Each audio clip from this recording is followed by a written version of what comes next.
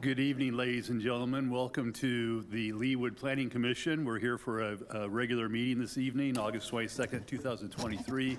The meeting will come to order, and the clerk will please call the roll. Yes, Commissioner Carberg. Present. Commissioner McGurran. Here. Commissioner Belzer. Here.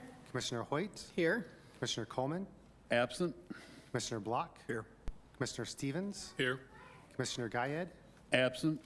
Chair Elkins. I'm present.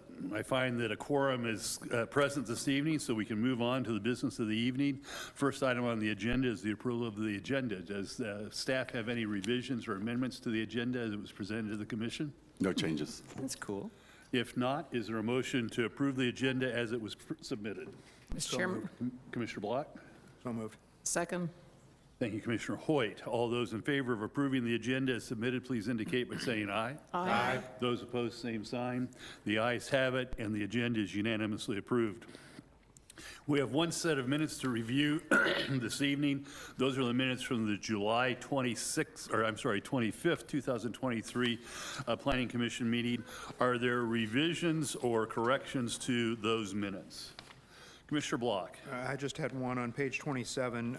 There was a quote that was attributed to me, the second one of mine, where it says inaudible. And I just, maybe to clarify there, I think what I said was, I understand that some of the approved applicants or applications have not started, I think something along those lines, but untouched parcels of land.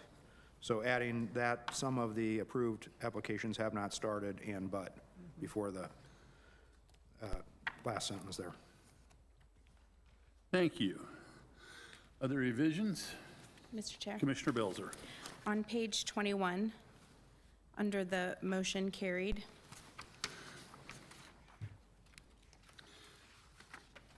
Yes. it says unanimous, roll call vote of 5-2. Okay. So I think that we can strike unanimous. Good catch. Other changes? Mr. Chairman? Commissioner McGurran. I have three attributed to me. On page 10, the top comment, second paragraph. To be frank, I'm not sure why the words "my list doesn't include everything that" is there. So maybe we just simplify it and say, I feel the same, concerns including, and then I'm sorry, just striking that my list doesn't include everything that, and starting with I'm more concerned, drop the word about, now than when I walked in. I think it's probably the simplest way to clarify that. The next sentence says we have the easements, the trees, the sidewalks, and it might make more sense to have included the word we have concerns including the easement, the trees, the sidewalks, the staff requirements, all that kind of stuff. And how did you want the first sentence to read? I got a little bit confused there. I did that, sorry. I feel the same way, period. I'm more concerned now, comma, than when I walked in. Okay. I think that cleans up that sentence. Very good. The second one would be on page 25. This is an audible issue, I guess, inaudible. I get the logic that says we've had decades under the 135th Street plan, and I think I would have said, and no one has built too high or created a canyon yet. I think if we add that to what was potentially missing. And then the last one would be on page 26. And again, it's me in the middle of the page. It's like the third sentence, I guess. I think it should have said it doesn't exist on 135th Street. So the whole canyon concept, it's not there after all these decades. And then where it gets down to the yellow highlighted portion, my suggestion would be instead of the words on the roof of that 75-foot building, maybe we put the name in happening at the residence at Parkway Plaza. That would probably be more clarity, and I probably didn't remember the name of it at the time. Thank you, sir.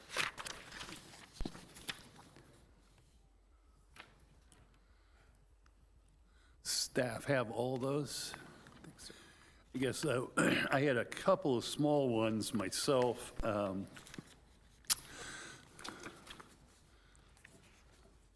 See if I can find them now. I think on page 5, and I'll defer to Ms. Knight, this was actually a comment attributed to Ms. Knight, said the city does own the sculpture. It was placed in the early 2000s. It was supposed to be followed up with a file as far as easements. I think that was, as I recall, it was a filing as well as easements as opposed to a simple file. And then on page 6,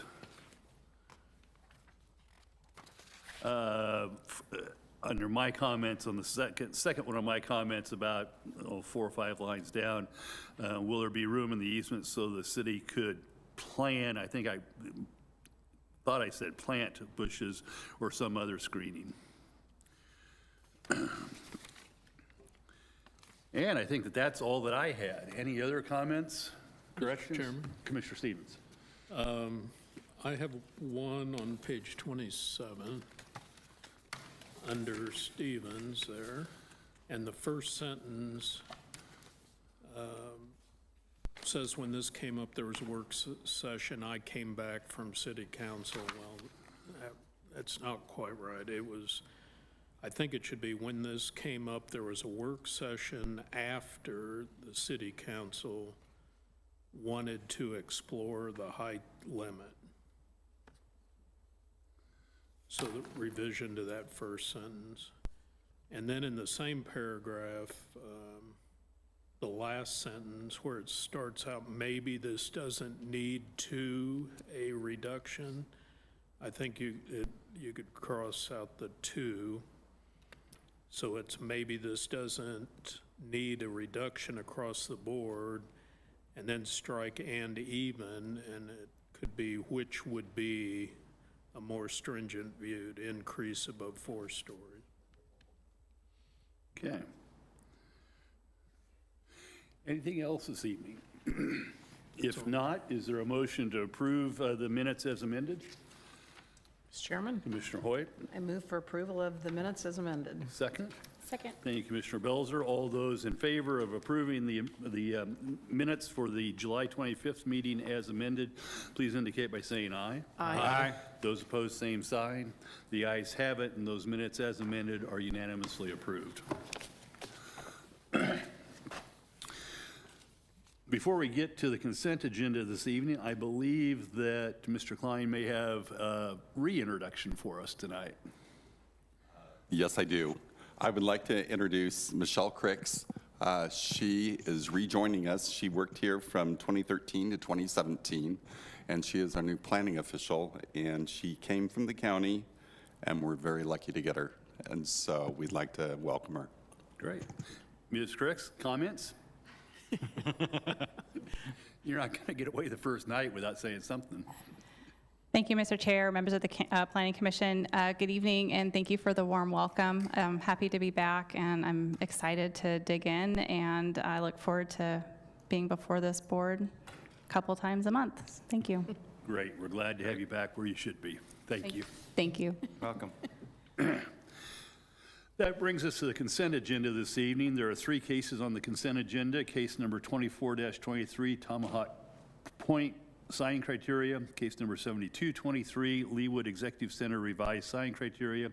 And case number 78-23, 11250, Tomahawk Creek Parkway, Tomahawk Creek Office Park trash enclosure.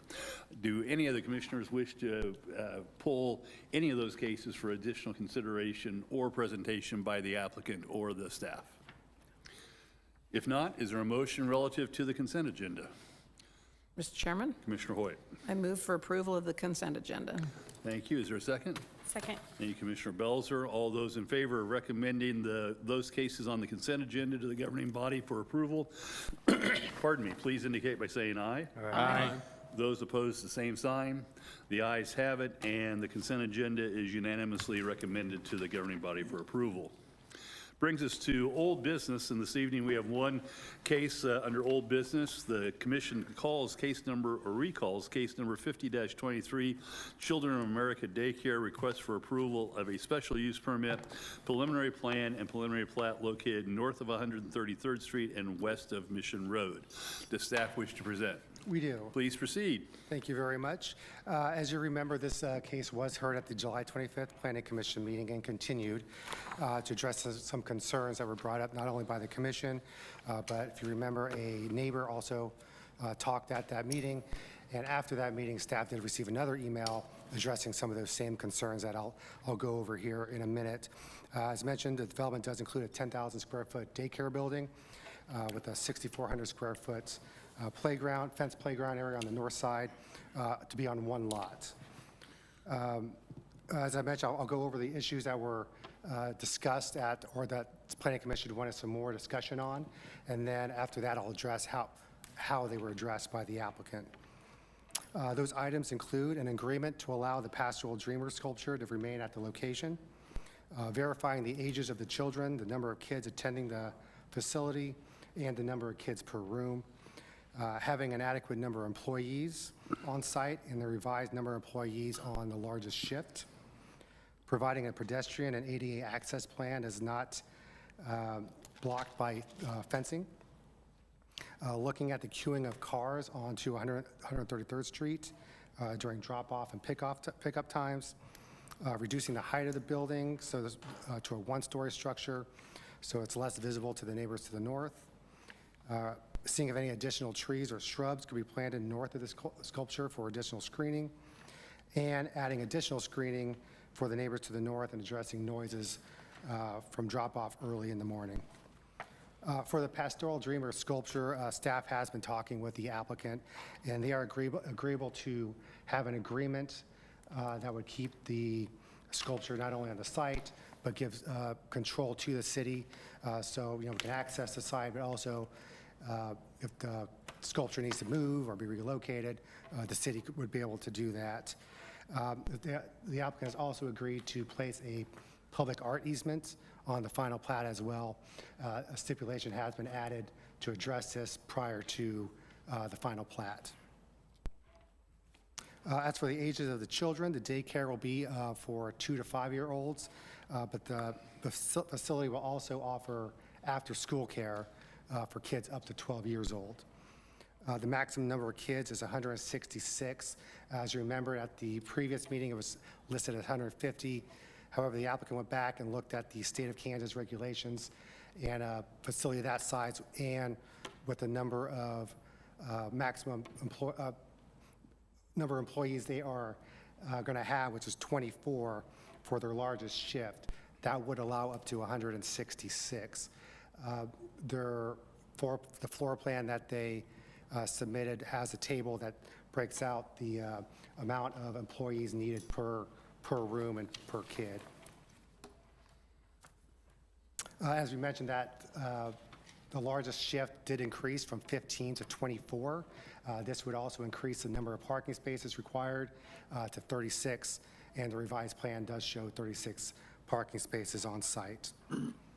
An ADA access plan was also submitted, showing that there is ADA access from the parking lot to the front door with no fencing obstructing that path to the entrance. A revised traffic study was also included, showing that the queuing of cars on 133rd Street would be minimal, and this is stated in the Public Works memo or Exhibit A that's included in your packet. As for the building elevations, they did go from a faux two-story look to a one-story. However, with the one-story, they added a pitched roof, and it gives it a more residential look. However, because of that pitched roof, the reduction of height was only 3 feet, so it went down from 26 feet to 23 feet in height. And those elevations were included in the packet.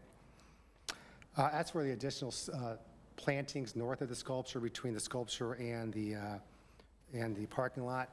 There's really not enough space at this time to plant additional. They do have some plantings there, but there's just between the rock base that the sculpture sits on and the parking area, there's just not enough space to plant more shrubs or trees. That's maybe something we could look at later if that rock base is maybe altered a bit, but right now there's not enough room. And as for the looking at screening and noise, we did discuss this with the applicant. The applicant felt like they have addressed this issue by including that 25-foot tree preservation easement along the north property line. They've also planted additional trees for screening along that boundary, and they've also included plantings all around the playground area. So those were the items that the commission and the neighbors wanted to see addressed prior to coming back to the Planning Commission. Since that Planning Commission on July 25th, there has been 2 additional changes. And one is that they are going from natural stone to manufactured stone. Our staff would prefer to see natural stone used. However, manufactured stone is permitted by the LDO if certain requirements are met, and they'll show that final plan. Also, the hours were changed. At the July 25th meeting, they were stated to be 6:30 a.m. to 6:30 p.m. They are now proposing 6 a.m. to 7 p.m. Staff is not agreeable with this change. As mentioned before, with the close proximity to the neighbors to the north, there were some concerns about noise early in the morning, people arriving, doors closing. So with that concern and the close proximity to the houses, staff has stipulated that the hours remain as 6:30 a.m. to 6:30 p.m. There was also a stipulation that regulated the hours of the playground area, and that was from 9 a.m. to 6:30 p.m. That has remained the same. That has not changed. Staff is happy to answer any questions about these revisions. We're also happy to answer any questions about other parts of the development that has not changed, but we'd be happy to answer any questions that you have. Thank you, Mr. Fernandez. Questions for staff? Start with Commissioner McGurran. Thank you, Mr. Chairman. Just to clarify a couple of things. The point you made about the age related to the children, it says in the packet 6 weeks to 5 years old. Oh, yeah. So I might have misspoke. Correct. Okay, so it would include infants, which I Yes. do believe they show an infant room. Yes. They show toddler rooms, and my recollection of toddler might be a 2-year-old, but Yes. I'm not sure anymore. Okay, point number 2, if I was remembering the number of employees on any given shift from a month ago was in that 12 to 15 range, and I think you quoted 15. It was 15, yes. So 15 to 24 seems like a huge difference. Can you just give us a better feeling for how we started with 15 and now 24 is, I think 24 has always been the right number, Yeah. probably. So how did that kind of an error occur? Yeah, that's a good question. I'd probably defer to the applicant to address that. I think both staff and the applicant looked at what was required by the state of Kansas and addressed that situation and made that change to 24. So staff doesn't have an opinion on that? No, we did look at the requirements of the state. They sent us a link to their website. We did look to see if the table they submitted did match up to the state of Kansas, and it did. Okay, thank you. And then the 3-foot difference in the roof. What is staff's opinion of going from a 2-story building to a 1-story building and only minimizing 3 feet? Yeah, we would have liked to maybe see that reduced a little more. However, it now comes down to aesthetics. I think that faux 2-story looked out of place there.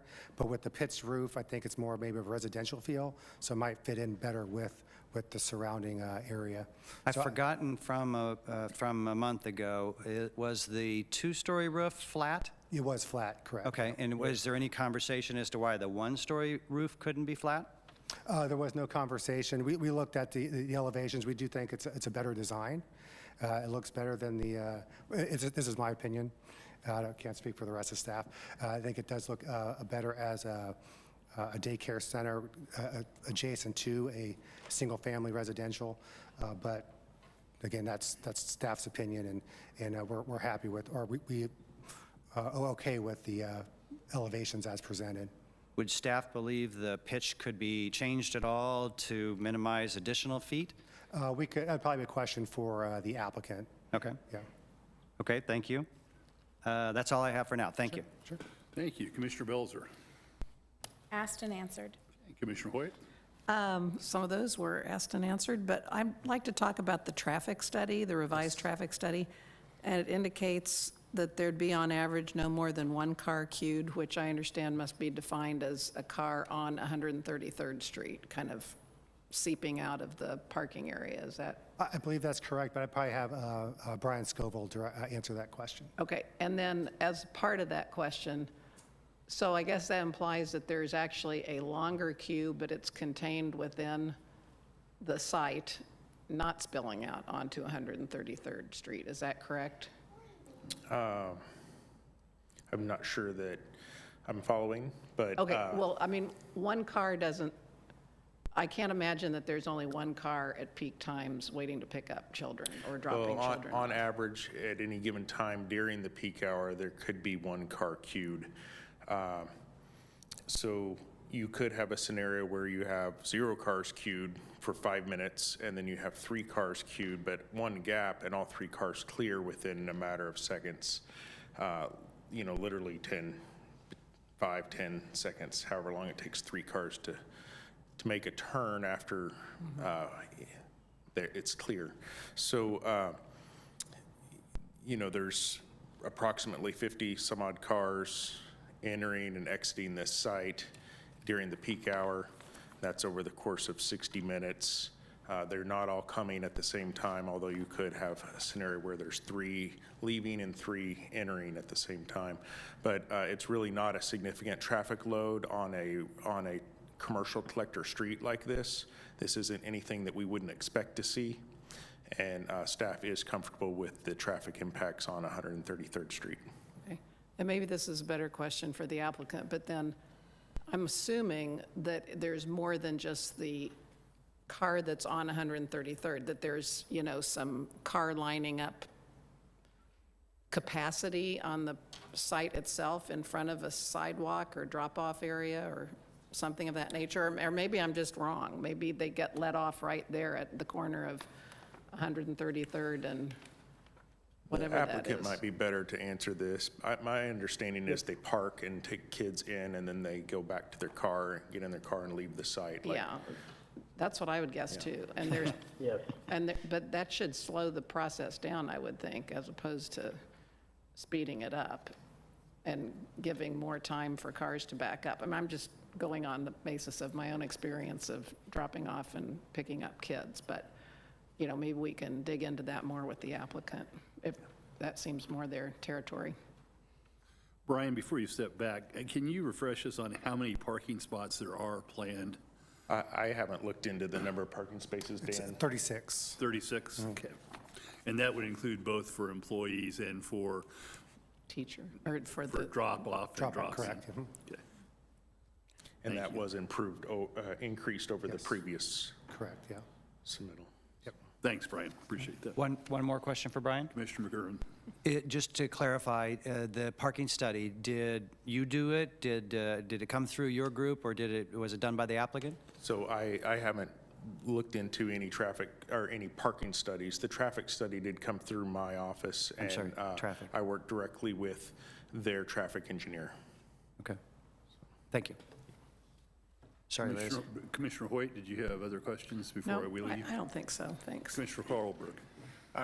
Back to parking. As I've looked at this with the one entrance and exit, and I know very little about parking, but it just seems so congested for coming and going and turning around. So when we do get to that parking issue, I'd like to get some sort of explanation on that, because it just seems like, it's putting a cork in a bottle and there's no way back out.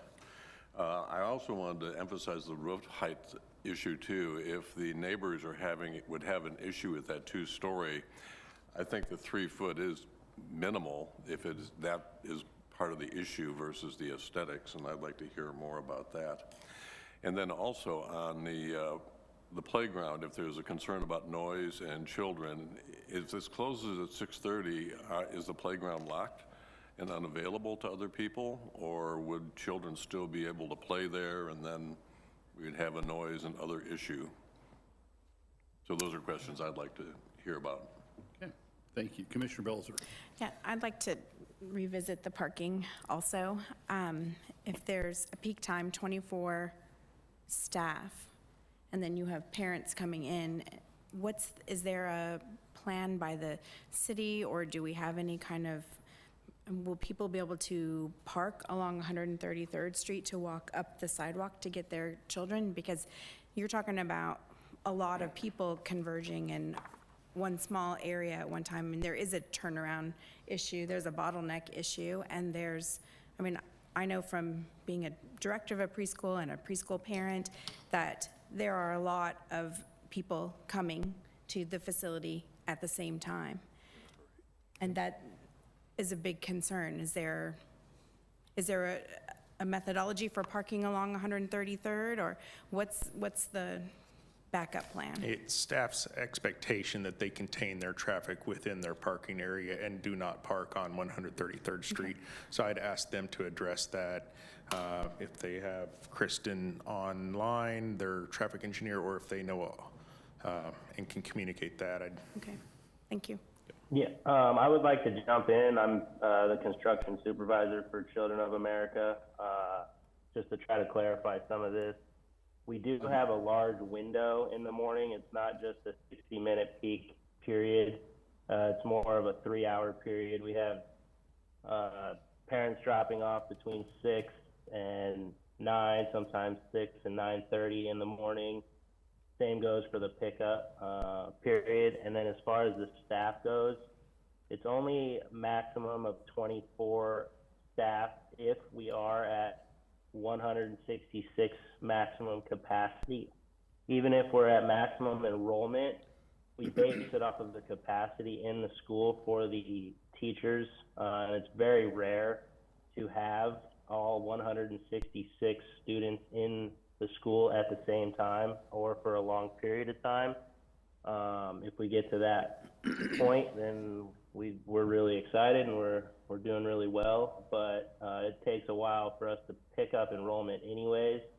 But those larger windows for pickup and drop off really make it to where it's not a huge issue with the parking and the traffic. We do have designated pickup and drop off spots, which are right in front of the door. The parents have to walk their kid into their classroom on drop off and then walk inside and pick up their kid when they leave for the day.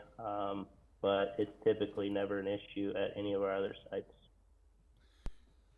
And I would note, just for the record, that the last speaker was Chad Wilkison, Wilkison, I believe, who identified himself as a construction manager, I think, for Children of America Daycare. So thank you.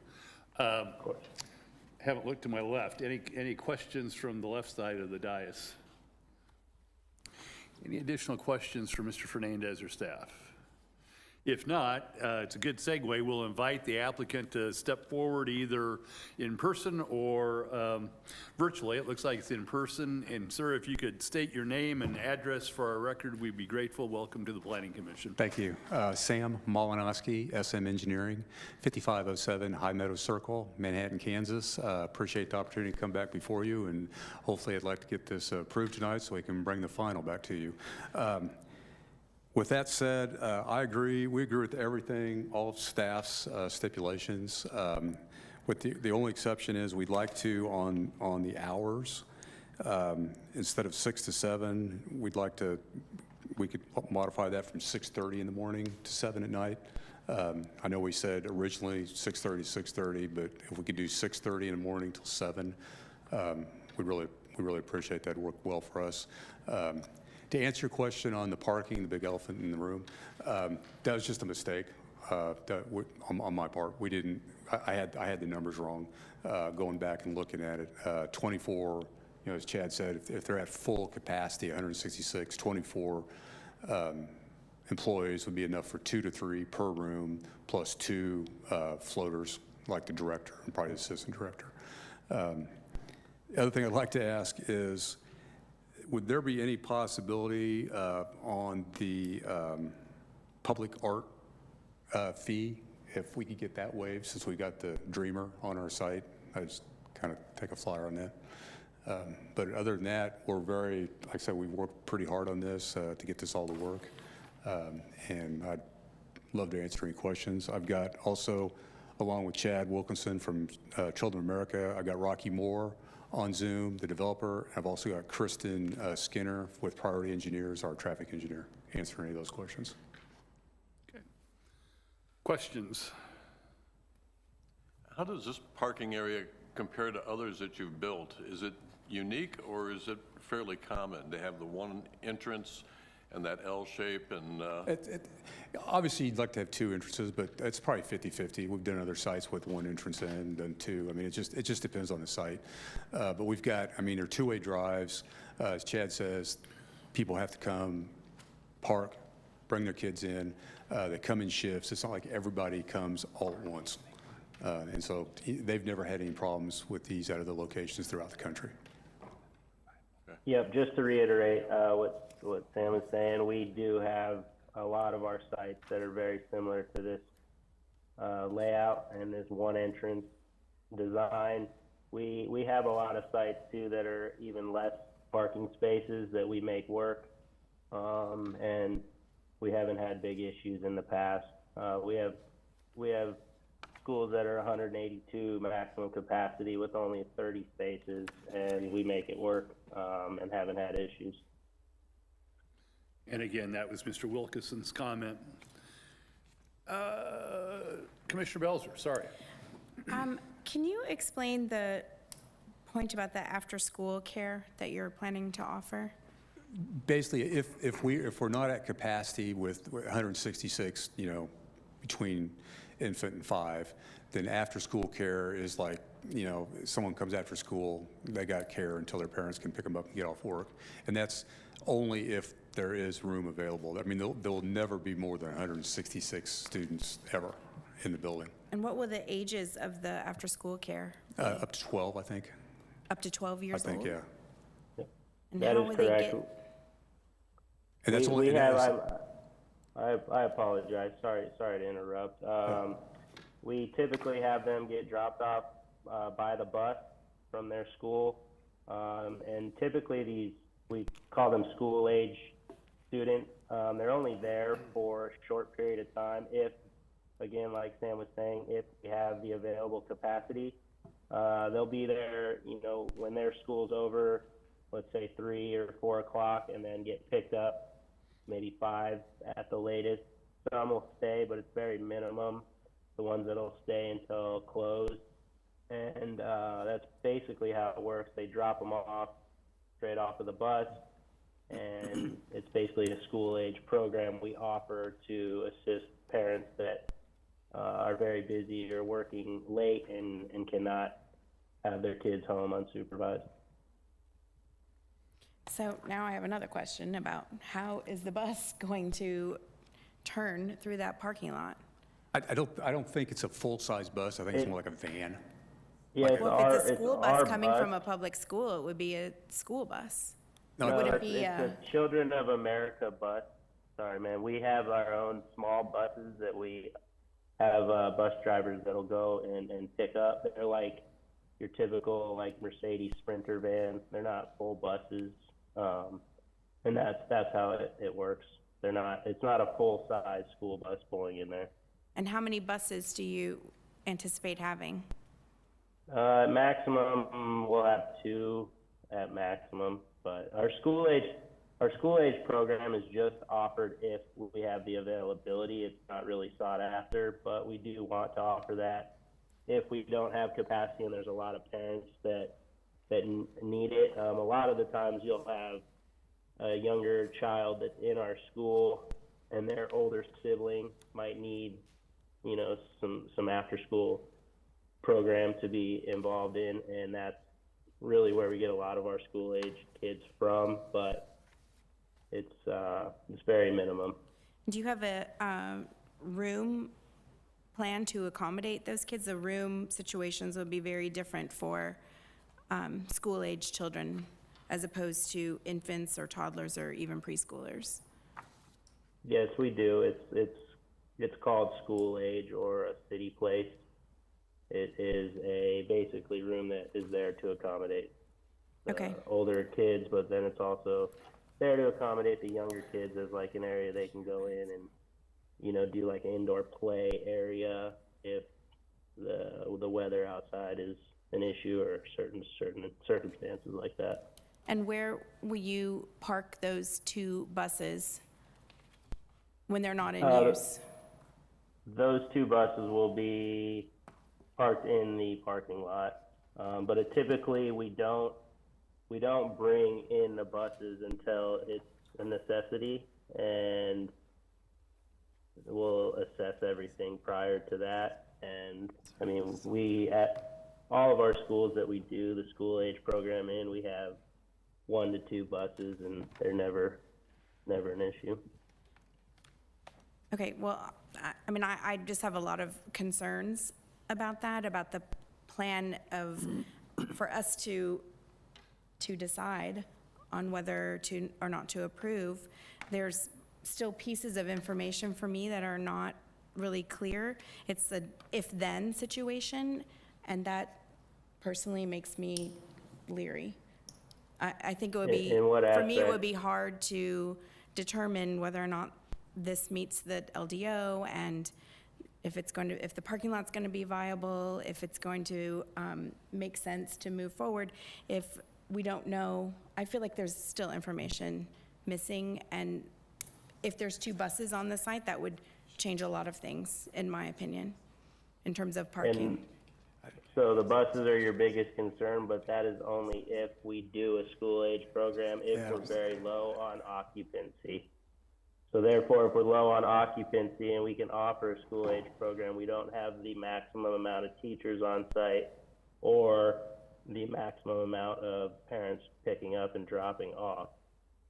That's the only way that it works. Yeah, I think what you need to realize too is we've got 10 rooms.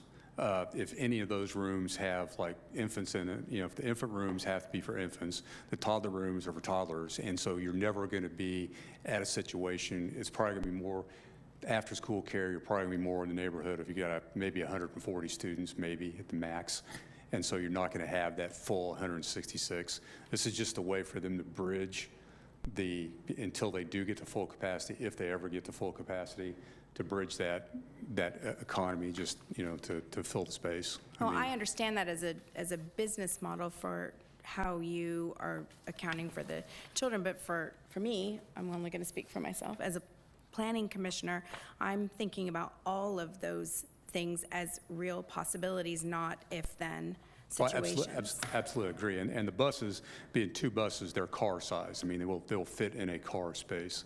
So they will only take up 2 spaces, of which those would be employees that would be at full capacity. So you're never going to have more than 24 spaces ever filled up, whether you have full capacity of teachers or whether you have partial teachers and the 2 buses. Well, So, again, I don't really understand that if you have 2 spots that are taken up by the buses, those teachers who are going to drive those buses aren't driving the bus back and forth to their house, so they're going to need to drive to work and park. And if you're talking about these, and I know the ratios, I know the licensing and the ratios. So if you have 22, if you're at full capacity and you have 22 teachers, you're also going to need to have some floaters and some staff in terms of a director and a receptionist, because those parents aren't just going to come in and out. There's going to be somebody who's at the desk, who's greeting parents, or some kind of greeter. So I still feel that these numbers are off. And I mean, I know it's not going to start at 24 staff. I totally understand that, and that it won't start at 166 kids. But for me, I have to see that whole picture as a real possibility, and that it is actually going to open that way in order for me personally to feel comfortable to approve a plan. Absolutely, I agree. And the 22 teachers, be 22 teachers and then two floaters, or basically you have a director and assistant director is what you have. And the assistant director and assistant director float is how that typically works. Okay. Yeah, my wife used to be a director at a CDC for Fort Riley, and that's how they operated, is you have the teachers and the staff. And I know you were at one too, so you Right. understand that. So You I have had the teachers in the room. floaters who were teachers, who Yeah. floated from classrooms. 3 teachers in an infant room with 6-week-olds is still, there's never enough staff for Sure. 3 to 1 at 6 weeks old. And so we have floaters, and then I, as the director, am not a floater. I'm not in the classrooms because I'm the director.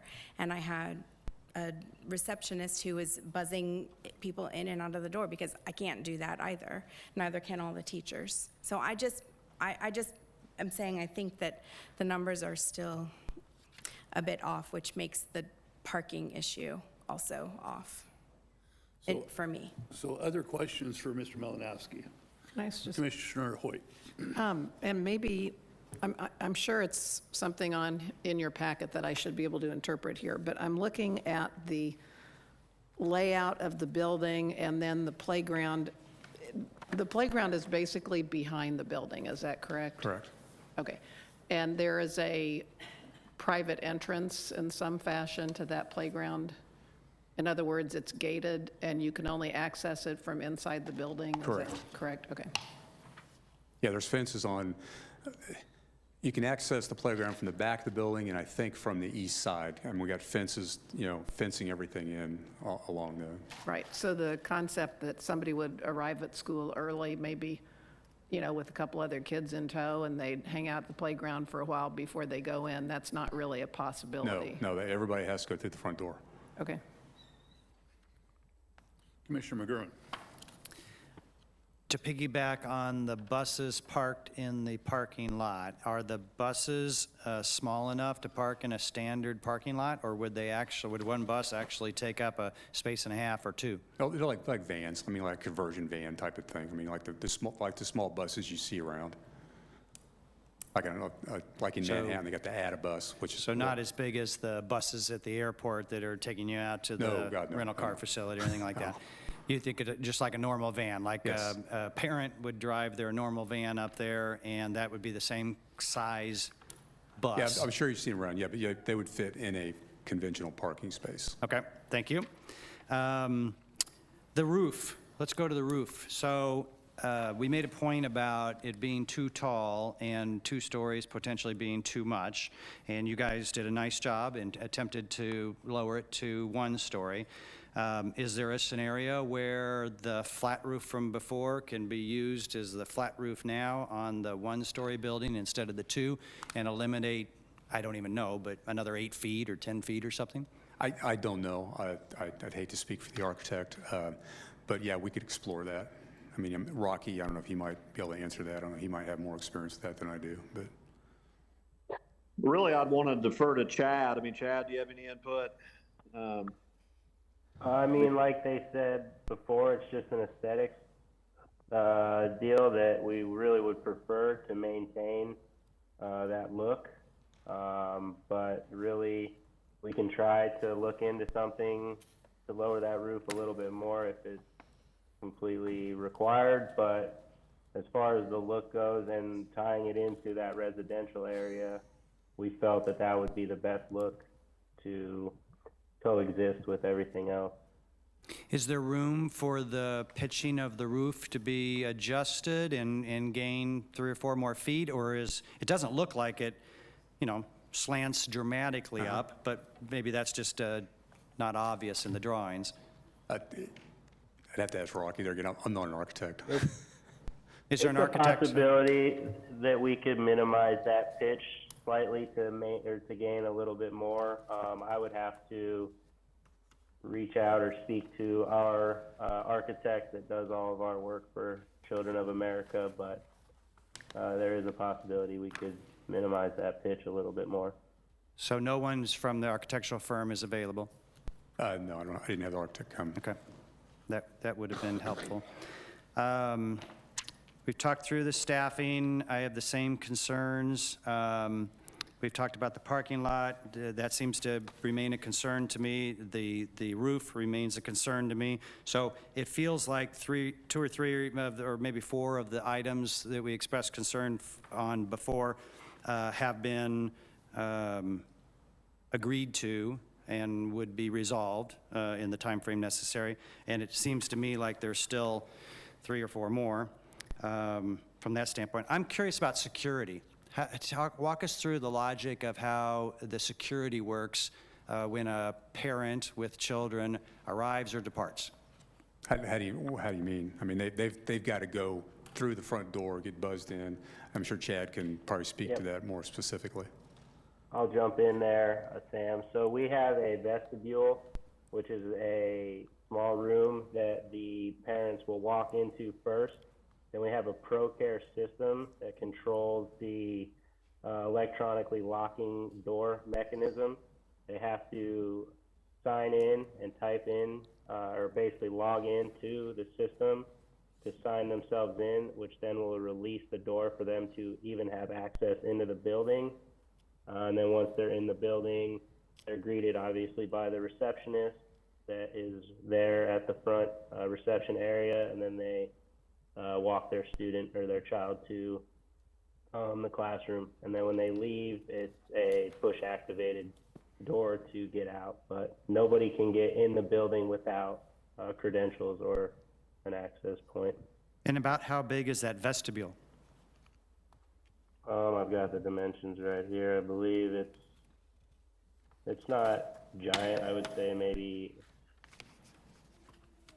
6 by 10. I don't know. Maybe 8 by 8. It's not huge, but it's big enough for like two families to walk in, sign in, and get in through the door. And the person who's sitting in the office that adjoins that vestibule, does that person have a line of sight into the vestibule? Yes, the individual at the reception desk has a direct line of sight, and then we have a viewing window for the director that is in the director's office that is looking straight into that vestibule. Thank you. Thank you, Commissioner McGurran. Commissioner Block. Just on the roof, the screening of the mechanical, I know that was one of the stipulations. With the pitched roof, I assume that a portion of the roof is still flat. Maybe this doesn't pitch, come to a point, basically. And maybe, since the architect's not on, maybe this is beyond. Yeah, they'll have a parapet, yeah, but I'm assuming the rooftop unit, so, I mean, you have the pitch, then probably a little landing for the rooftop unit, and there'll be a parapet that'll hide everything. So do you think that will be at the same level? I know there's been some discussion of changing that pitch, but, so all that mechanical will probably be able to be behind that pitch parapet? Yes. Okay, thank you. Be completely screened. Okay. Yes, Commissioner Stevens. I guess regarding the roof, and maybe this is more a question to staff, but the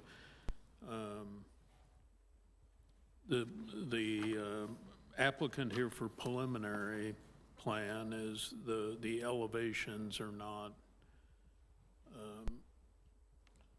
included at this time, and that would be part of final plan submission, I guess. And then furthermore, there's a stipulation that the final roof design and screening and height, I'm sure, could be part of that submittal as a stipulation, and it's included, number 20, I think it's number 24. So that gives opportunity to study that roof. Sure. As you said. Absolutely, absolutely. Maybe come back with a finer approach to the height. That does appear from the drawings, and again, maybe they're preliminary, but, the line of the roof is higher than the roof itself, as shown dashed in the elevations. And the mechanical units that are shown, maybe they're diagrammatic, but they're much shorter than the height of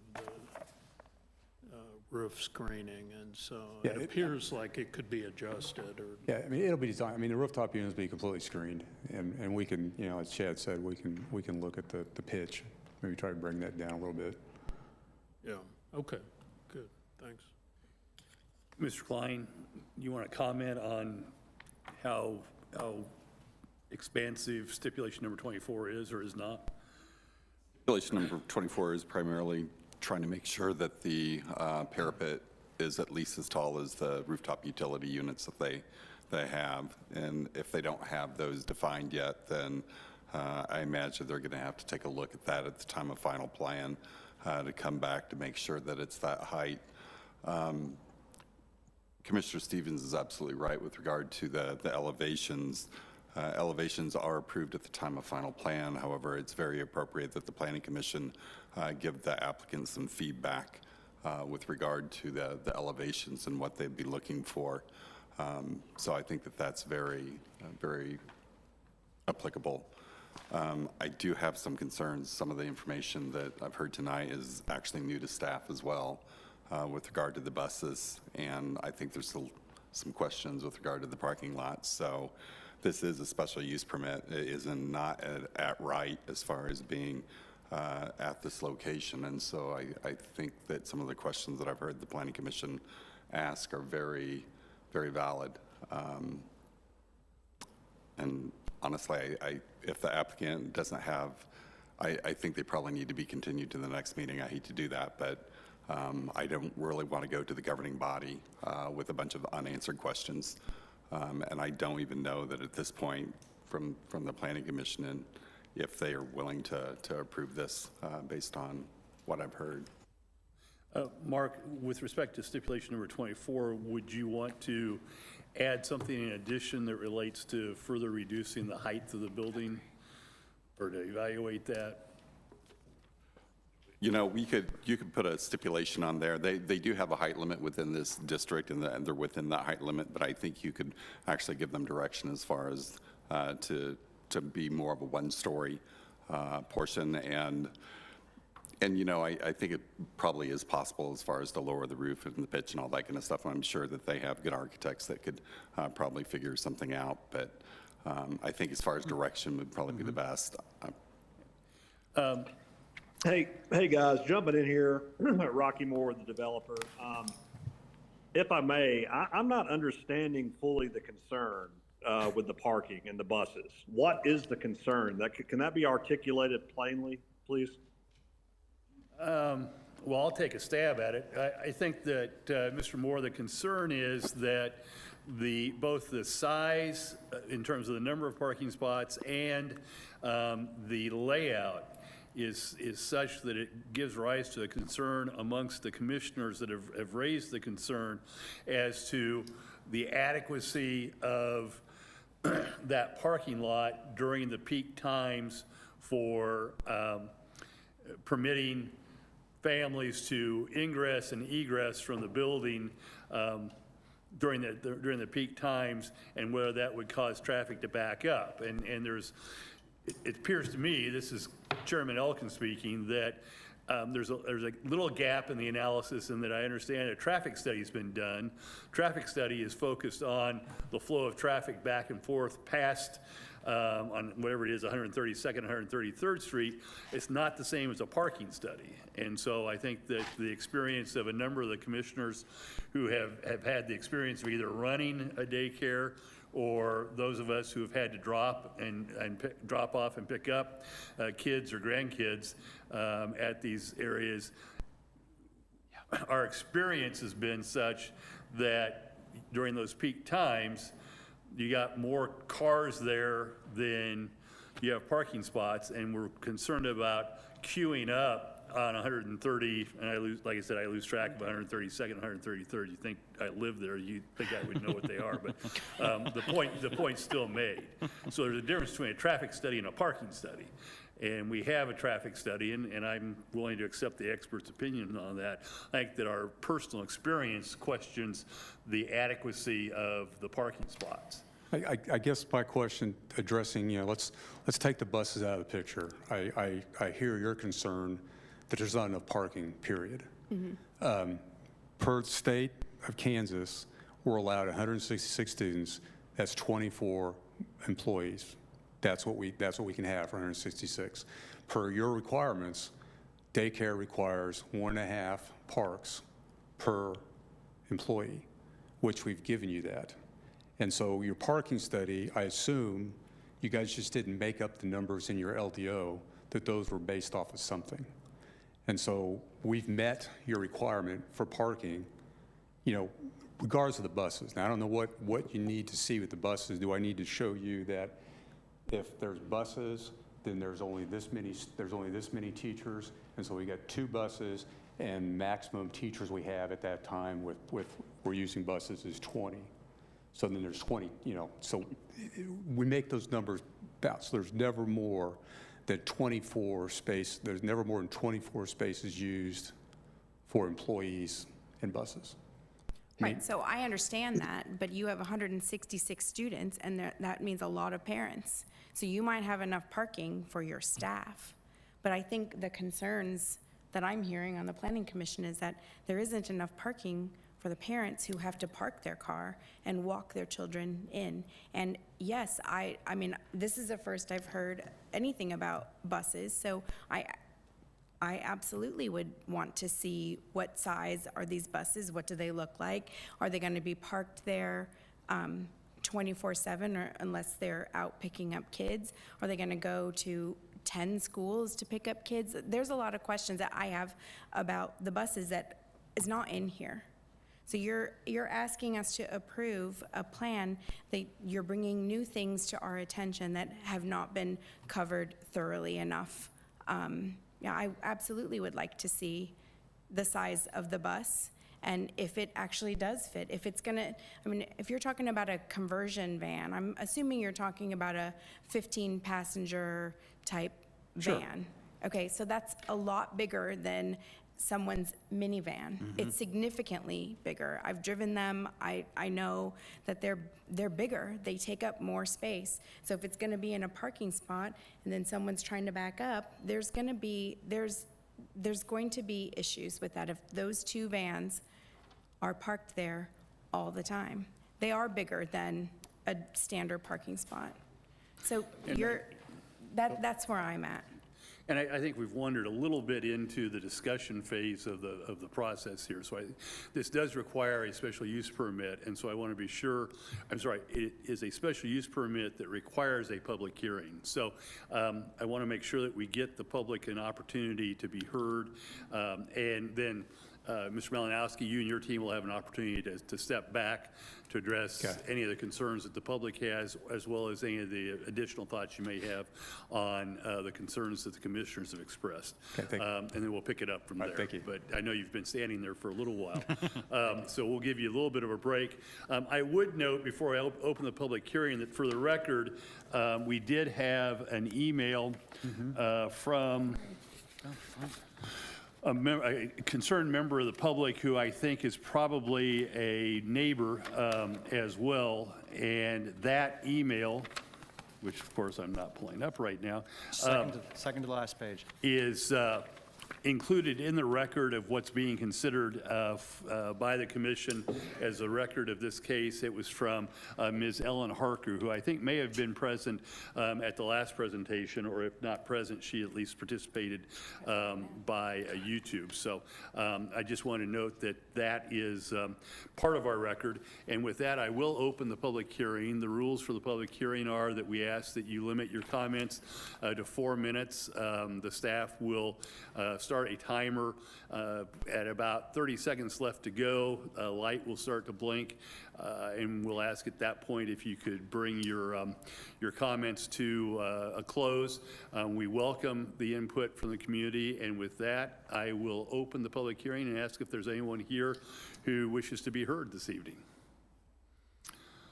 So I got that long explanation for nobody to participate, which is fine, absolutely fine. But I noticed that we had a number of members of the public here tonight and certainly wanted them to have the opportunity. It looks like maybe we do have a member of the public that would like to testify. Absolutely. If you could, welcome to the commission. opportunity go to waste completely since you If gave you us could the state your name and address Yes. for our record, we'd be grateful, and we're interested in your perspective. Yeah, name is Scott Sterling. We live at 13252 Delmar Court. So we back up really closely to I think probably maybe the most affected by it as far as backing directly up to the property or to the school itself.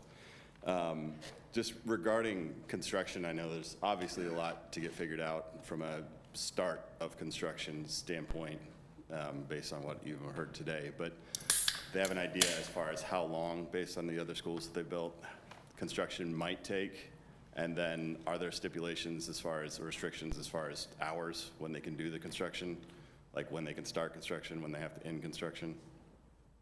So I think that those are the direct questions that I have, is just around like the construction, and if they can proffer a start time, great, but I don't expect that you guys will be able to do that. Great, we appreciate those comments, and typically we have a stipulation that limits the hours of construction. Mark, are they in? They typically are not in the preliminary plan. At the time of final plan is typically when you'll see those, because it deals more as far as the actual construction and those kind of things. And those hours typically, the construction hours typically are? I believe it's 7 to 9, I want to say. With no construction on? No construction on Sundays. Okay. So that's typically the stipulation that we have. 7 to 7 or 7 to 9? I believe it's 7 to 9. It's in the city code, so. Okay. All right. Thank you for May your not be the time to comments. say that that's less than ideal if they're doing construction until 9 PM, but I'll say it, so. And then the amount of time, is that We'll something give them an opportunity to step back, and Okay. hopefully they'll answer that question, or we'll ask them to answer that question when they come All right. back. So Thank you. thank you for your interest, and thank you for participating tonight, especially with the little ones. So we really appreciate that. No, thank you for the opportunity. Thank you. Is there anyone else who wishes to be heard? Yes, ma'am. If you could step forward, please, and state your name. Doesn't like that. My name is Kim Jacobson, and I'm Wilshire neighborhood. Okay, and if you could state your name one more time, it's Kim for our. Jacobson, Thank you, Kim. S-O-N, if that matters. Appreciate it. I might have missed it, but I'm curious, in that traffic study, I would imagine it considered that Mission Trail is right there as well? They're having the same kind of hours of pickup, drop-off? Has that been addressed? We'll ask staff to address that Because- when they come back. Okay, But that's a fair question, and we'll see what the answer is. thank you. Okay, And then absolutely. I guess it's all been addressed about a berm or something behind the school or the preschool. Yeah, I think that there is some, and we'll ask the applicant to discuss a little bit in greater detail the landscaping, but there is a landscaping plan that is planned to address some of those issues. Okay, thank Okay, you. Thank you. Anyone else this evening who wishes to be heard on case number 50-23? Yes, sir. Thank you. Eric Motzke, also a resident of Wilshire neighborhood, besides them, one of the ones most likely affected by the development.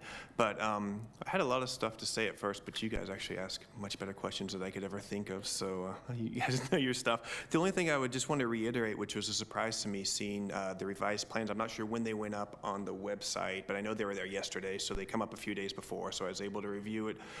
But what you guys said was, it seems like a lot of details were left out when they were seeking approval last week or last month versus now. So I was kind of surprised to see how many things changed that presumably were not going to be mentioned when they sought approval last month. And all of a sudden now they're seeking, oh, by the way, we're going to have an after-school program. Oh, by the way, the headcount increased. Oh, by the way, our employee headcount increased. Oh, okay, you could attribute that to a typo, but the fact that the parking lot size increase from the last plan tells me that wasn't an initial typo, right? So the lack of detail I kind of find is a bit concerning, that I don't know if the applicants properly address some of those things. What other surprises are going to wait in store as this progresses? And I don't know how detailed it has to be at this stage versus later stages, but still a cause of concern for me. Thank you. Thank you. Thank you for your perspective.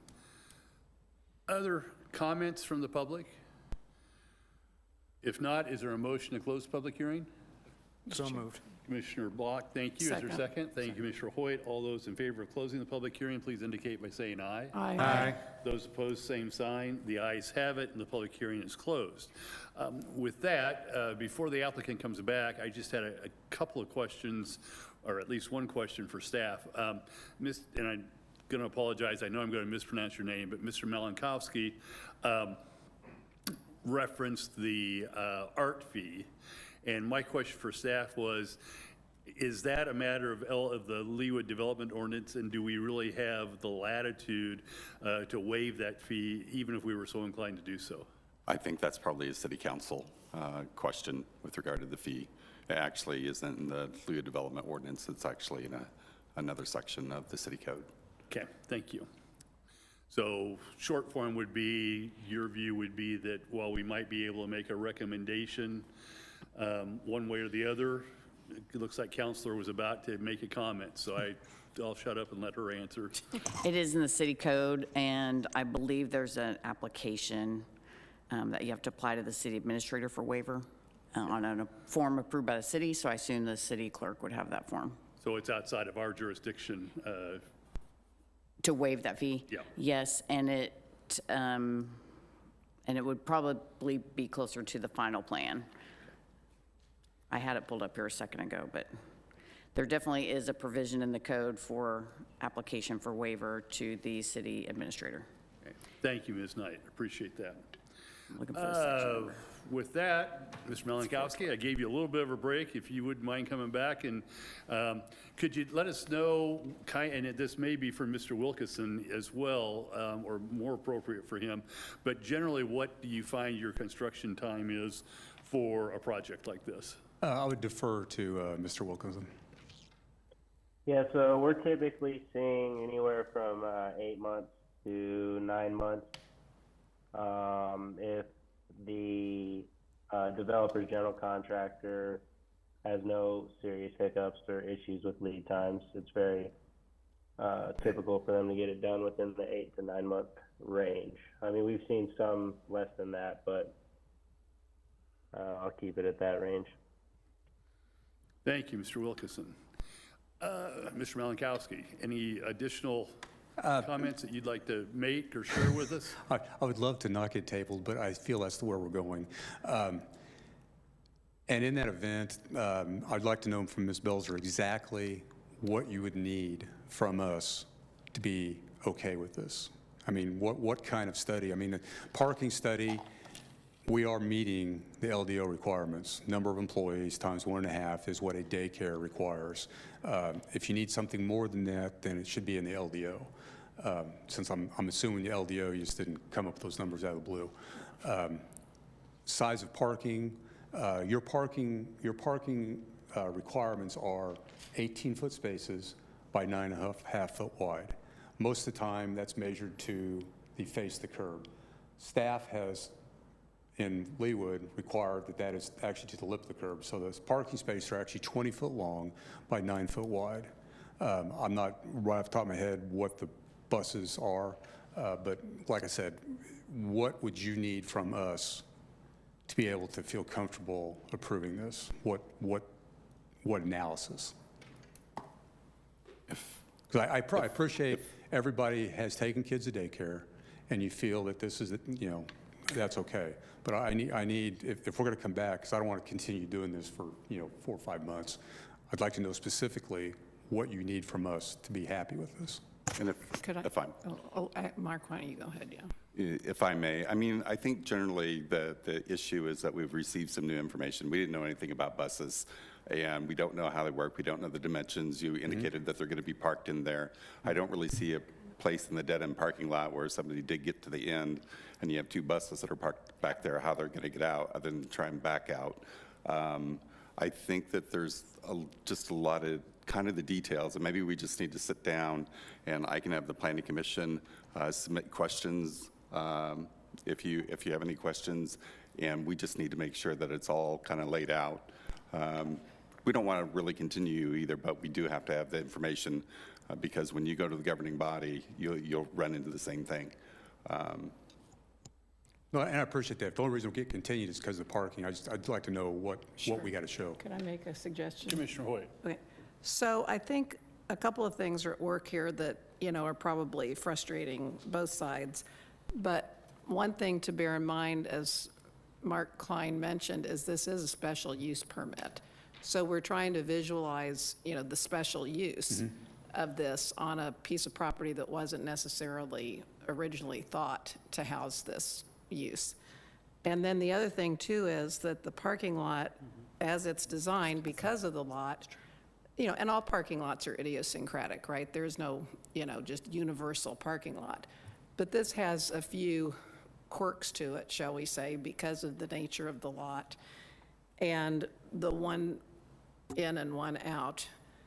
So one thing that would help me, actually, would be some sort of working model of the parking lot, maybe some sort of graphic with some degree of animation to it, or a physical model, whatever. I mean, I think the digital model of some sort would be a possibility where it would actually show different scenarios.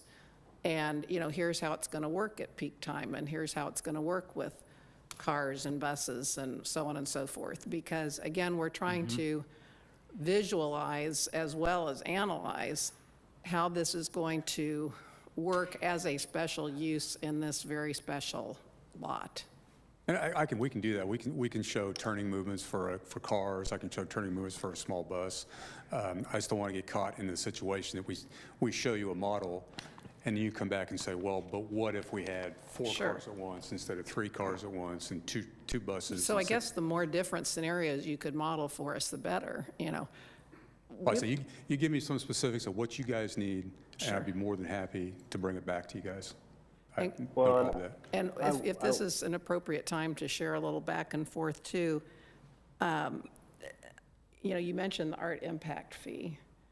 And granted, we don't have any ability to make a decision on that one way or another. I would say that, that the art impact fee is pretty significant in the city of Leawood in terms of its role in the city to facilitate the arts. And I don't know that we've had other situations where simply because there was already a piece of public art on property, we waived the art impact fee. Do you know of that, Mark? I don't know if that's a reason for waiving I'm not it. aware. I know that we do have the piece of public art that's located there, and we are requesting an easement from the applicant for That would be my observation, is that while we may not be getting cash from them, they are giving us a significant property concession for a pretty sizable portion of their lot. And so, I agree. Speaking for myself, and this is strictly for myself, I would be, and I'm a huge defender of public art in Leawood, but given that we're asking them to effectively deed over, or at least give us a permanent easement, I could well see myself supporting that kind of exchange. I think one instance where it could be considered that we waive the public art impact fee was in a situation where the developer actually planned to fund a much more even valuable piece of art on that site, right? I mean, I'm trying to remember which location that was. And I know there's been a couple of times a developer has requested to fund a piece of public art and then have it located on their site. However, it's always been the city's position that the city wants to place the art in someplace in the city, maybe elsewhere than what that development is. And so that's never really, they've always indicated that they wouldn't really do that, but. Yeah, okay. Commissioner I McGurry. would like, Oh, I'm sorry, Mr. Wilkinson, please proceed.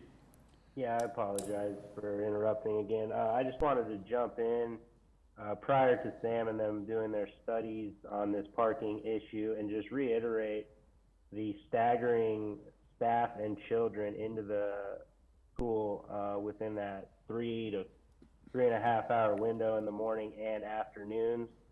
There's never going to be 166 students there from 6:30 a.m. to 7 p.m. and we stagger our staff accordingly. So the staff will come and go if they're not needed, if it's not necessary for them to be there, and that's how we have operated, all of our other facilities. So you won't ever have all 24 parking spaces for staff being occupied. And then, I mean, I do have a photo that I can show you guys right here on a shared screen of it's basically a COA van. It's not a bus per se, but it's not a huge vehicle. It can fit in a basic parking space. But just definitely wanted to reiterate that it's not all in at once and not all out at once. Thank you, Mr. Wilkinson. It seems like we have a couple of different approaches. My reading of the tea leaves, and I don't want to prejudge how a vote might come out, but just because I know you're new to our commission and whatnot, in the event that the commission would recommend against approval, you would still have the opportunity to take your application to the city council. The difference is that it requires a supermajority for the city council to override us.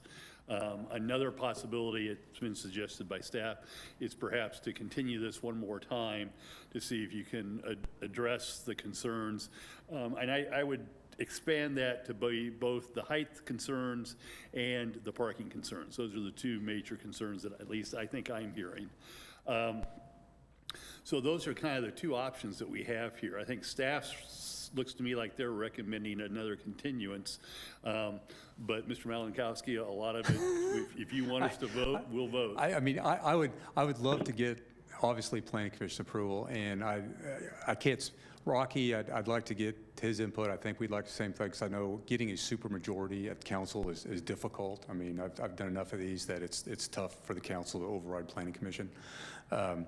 And I'd love to be able to come back to you guys and say, okay, if you can give me some specifics. I mean, I'm an engineer. I need some criteria. Show me this, and then you're good.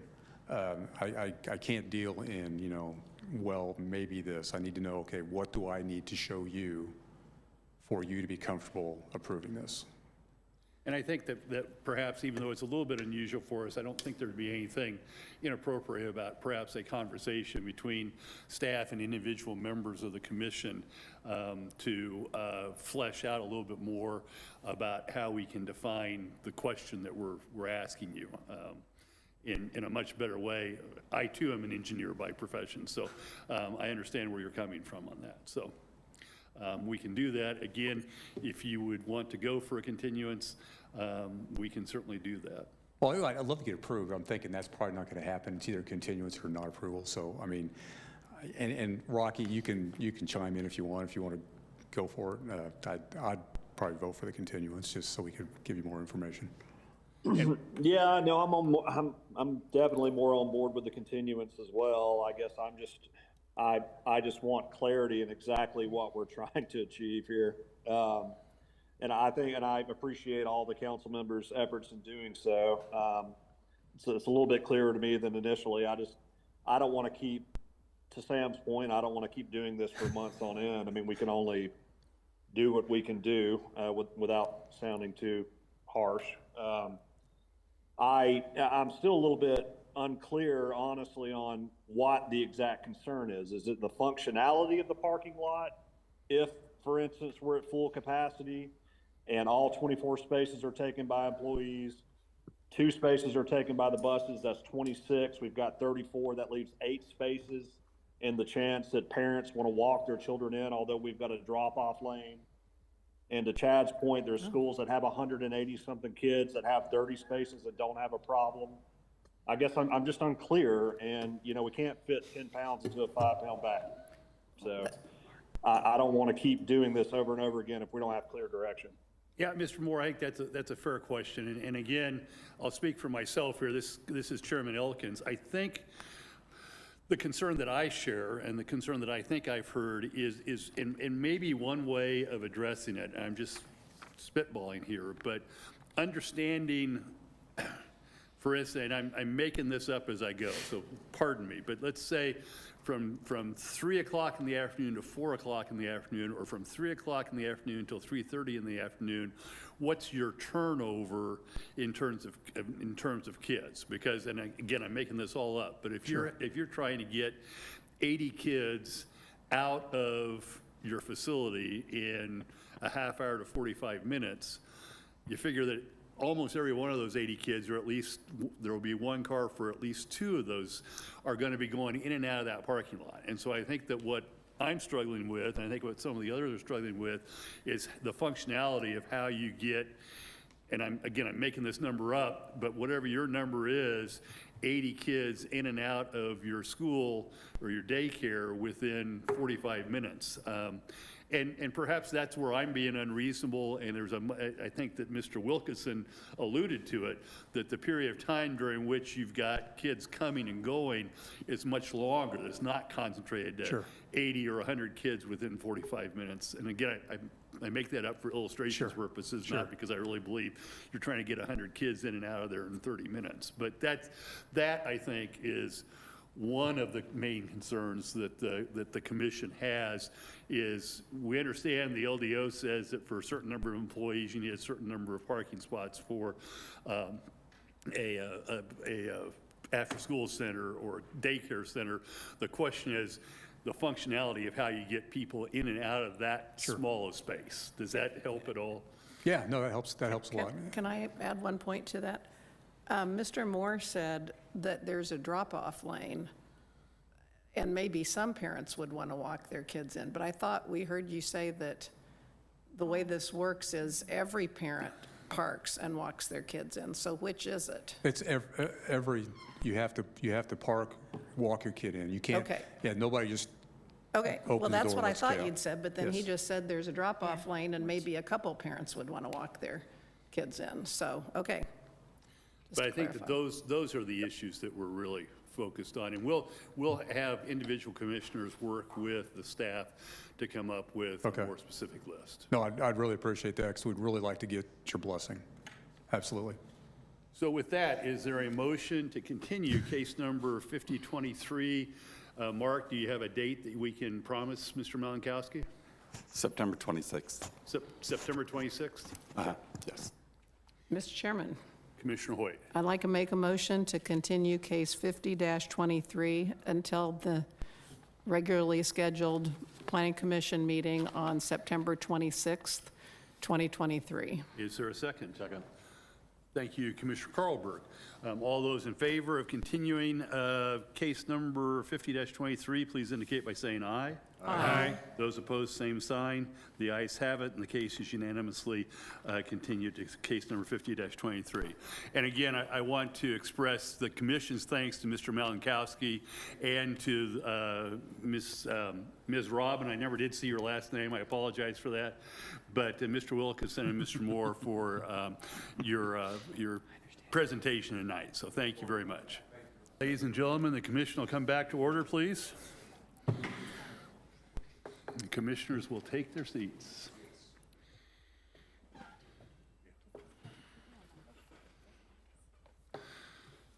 The Commission now calls case number 82-23, LEAWOOD Development Ordinance Amendment to Section 16-2-10.3, Materials and Colors. And I just realized that I'm missing Mr. Klein. Oops, we can't start without him. Who I think is making the presentation for staff. That is correct. Okay. Okay, here he comes. But the good news is Mr. Coleman's able to join us. Oh, wow. Oh, perfect timing.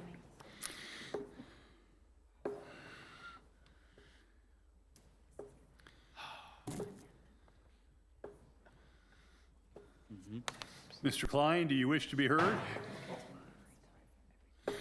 And welcome, Commissioner Coleman. Please proceed. Mr. Chairman, members of the Planning Commission, this application is with regard to an LEAWOOD Development Ordinance Amendment to Section 16-2-10.3, Materials and Color. It actually specifically is dealing with roofing material. And it does affect as far as a little bit of both sections, but primarily this is with regard to non-single family houses. Currently, right now, we've had a number of work sessions on this, and we also provided some samples of the roofing material that are in front of you that we also had at the work session. And so the amendment is basically stating that laminated composite shingles, which are asphalt shingles, would be allowed on a multifamily house. Currently, right now, the LEAWOOD Development Ordinance lists as far as a single-family house. It can be a duplex, it can be a townhouse, as long as a portion of the house doesn't go over on top of another one, that you have one unit over the other one. So you do have some situations to where, for instance, at LEAWOOD Villas that are located up across from Ward Parkway, you actually have some townhomes that are located there. They do have laminated composite shingles on them. These particular ones are with regard to as far as multifamily, where you actually do have stacking of units on top of each other. Currently, right now, LEAWOOD Development Ordinance does not allow laminated composite shingles. It does allow a number of other materials that can be on those roofs, and those include as far as things as synthetic slate, real slate, concrete tile, stone-coated steel. So there's a number of options that are there. However, the request is actually to include as far as laminated composite shingles. As we've indicated as far as in the work sessions, we did take a look at other cities in the area to see what their regulations were. We didn't find any that did not allow as far as laminated composite shingles to be located on multifamily. And we went around and we showed pictures of the work session as well as far as different examples of that. If you want, I can go through as far as the different amendments that are located within the amendment.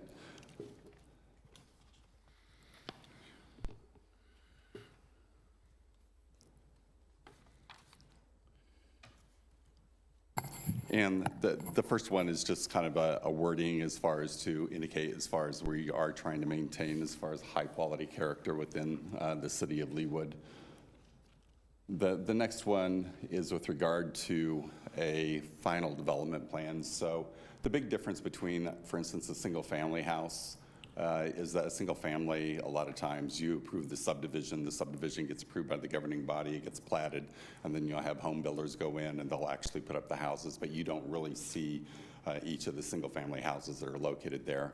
A multifamily is a little bit different in the fact that it'll come forward as a preliminary plan and then also as a final plan. So what this section, this change is to make it clear that the approval of the roofing material, just like the elevations of the building, is at the time of final plan, and it would go through the Planning Commission and City Council for approval.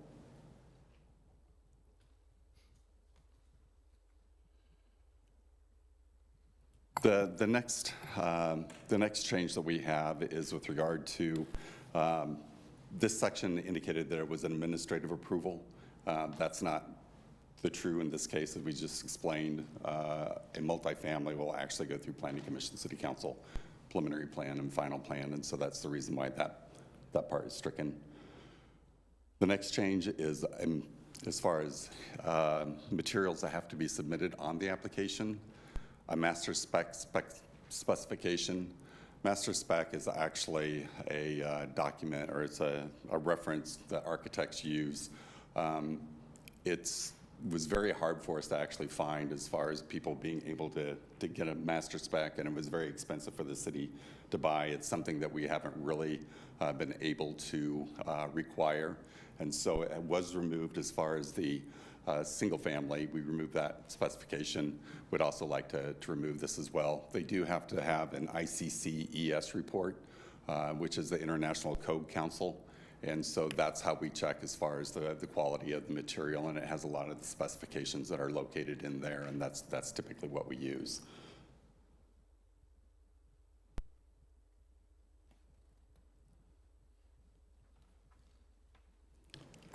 The next change is with regard to, again, kind of getting back to the process that it goes through, which is the Planning Commission and City Council.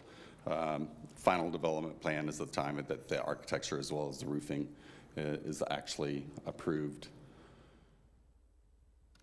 The reason why appeals is stricken in this case is because an appeal for an administrative decision, for instance, if the director makes a interpretation of the ordinance and the applicant disagrees, then their remedy is to go to the Board of Zoning Appeals. This is a different process. It's not an administrative approval, and therefore it would not go to the Board of Zoning Appeals, and that's the reason why that particular section is stricken. 7, again, is going back to as far as the final development plan, and then Article 3, which indicates as far as what that process is.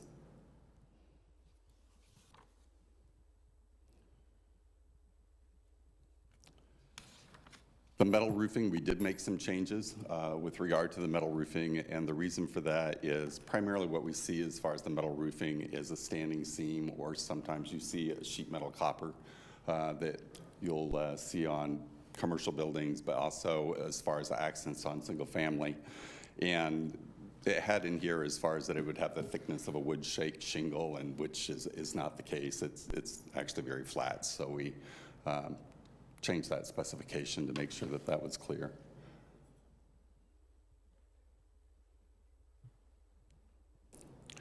And this is probably the main change as far as a Class 4 impact rated shingle. What a Class 4 means is it's the highest rating as far as like a hail rating. So typically the ICC will run a test, they'll have a ball bearing of a certain diameter, and they'll raise it to a certain height, and they'll drop it down on the shingle to see how many of the granules actually get knocked off. And so this is how they kind of determine as far as how a roof would react in a hailstorm.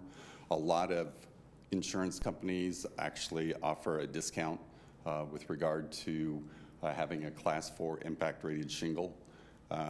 In this case, this ordinance proposal is requiring that they be a Class 4 impact rated shingle for multifamily. A little bit different than as far as single family. Single family actually has the ability to have a non-Class 4 as well as Class 4.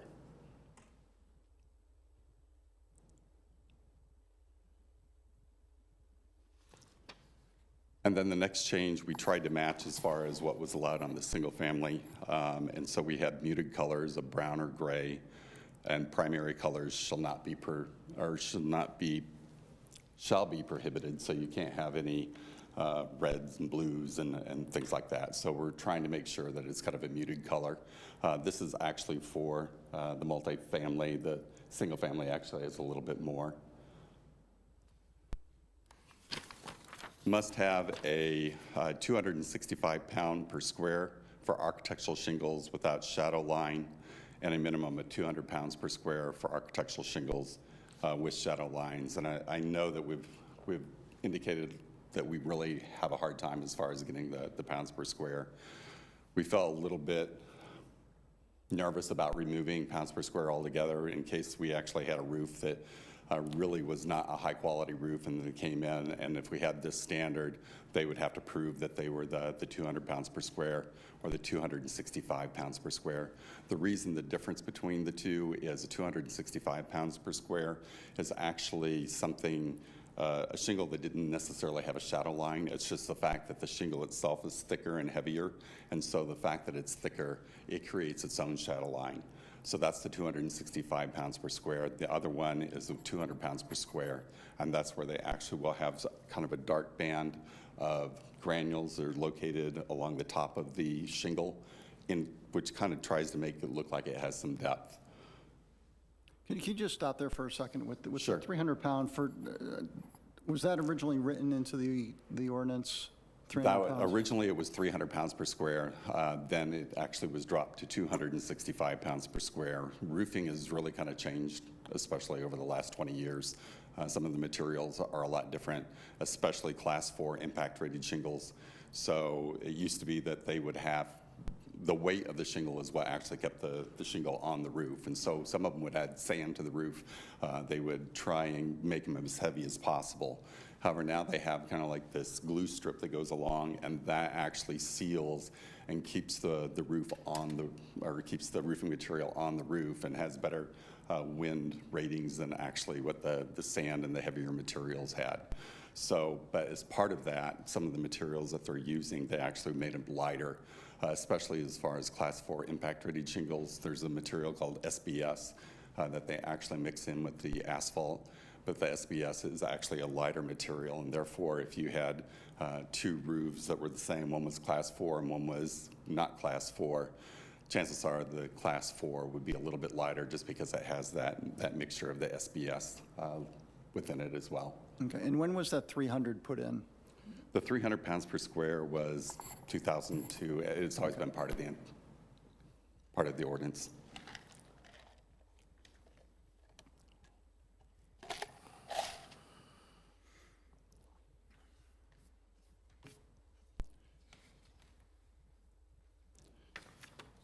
Then this actually goes into a couple of changes that we made with regard to the single-family roofing. And so we went through, and one of the directives, I believe, of the Planning Commission is not only look as far as this one amendment, but go through the roofing ordinance and try and clean it up throughout the whole thing. And so that's what we are trying to do.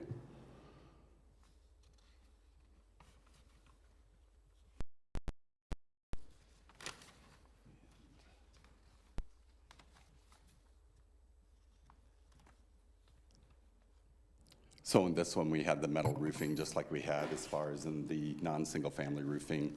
The metal roofing, again, doesn't have a thickness of a wood shake or shingle, and so we were trying to make that clear. On single family houses, you do have a limitation as far as the amount of metal that you can have on it. It can be used as an accent, and it's limited to, I believe, 5% of the roof area. And those are the changes that we're proposing with this amendment. I'll be happy to answer any questions. So, Mr. Klein, just to kind of summarize at a really high level, are there any classes of buildings now for which laminated asphalt shingles are not permitted? As far as currently right now, I mean, once this is done, once once we this is- approve this, will there be any instances in which asphalt shingles will not be permitted under the LDO? this is actually limiting it to RP4, which is a, basically it's planned apartment house district, so multifamily, and then residential only. So we tried to limit it strictly to residential, and I may have missed that part that was located in here. Here we go. Class 4 impact rated shingles, laminated composite shingles for a building used exclusively for multifamily in an RP4, which is the planned apartment house district, and MXD, mixed use development district, provided that they are, one, approved with the development of final plan and set forth in Article 3. So our intent was to actually limit it to just residential buildings within MXD, and then RP4 is residential building. You can't have any other. So we were purposely excluding as far as any kind of commercial, retail, office, or in mixed use, you actually get into situations where you might have, as far as the bottom floor might be retail and the top floor would be residential. This would not allow the asphalt shingles on those. They'd have to be entirely residential. So to answer your question, commercial buildings could not, retail and office, or a mixed-use building, that even if it had residential, could not. Okay, so I must be misreading H there, because I thought that H specifically permitted laminated composition shingles for mixed-use development district.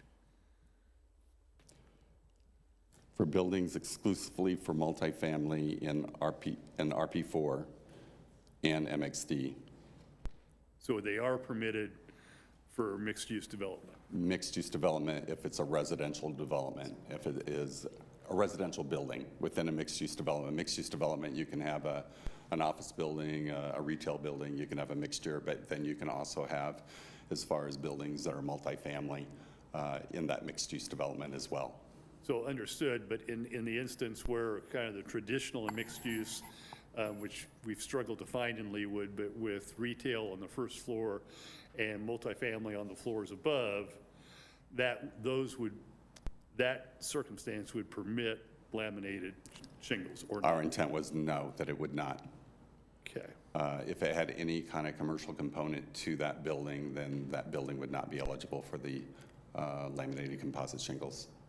So and we were trying to be a used little exclusively for multifamily modifies both RP4 and MXD? Yes, that was the intent. And Thank you. And I guess the follow-on question for me is, why the distinction? I think the distinction is that you'll have a lot of commercial buildings that are going to be located in MXD as well as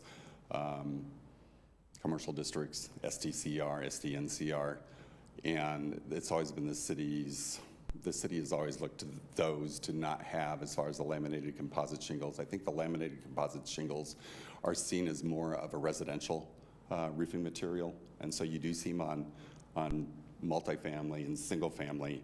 I don't believe I've really seen a whole lot of laminated composite shingles on an office building or a retail building.